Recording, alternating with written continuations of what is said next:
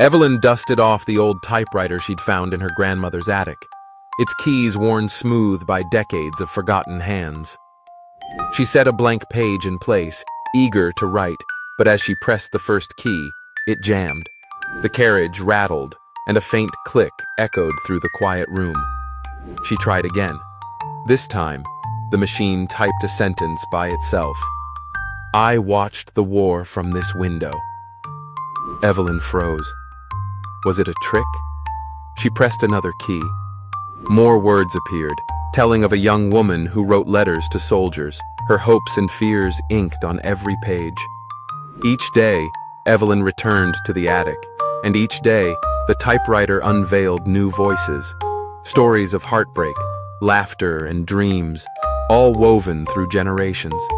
The voices spoke of love lost and found, of courage in dark times, and of simple joys. Evelyn realized she was not alone. The lives of those who had come before her lingered, whispering their truths through the ancient keys. As the final story unfolded, Evelyn felt a gentle kinship, a bridge across time, binding her to the voices that shaped her own, inspiring her to tell her own story at last.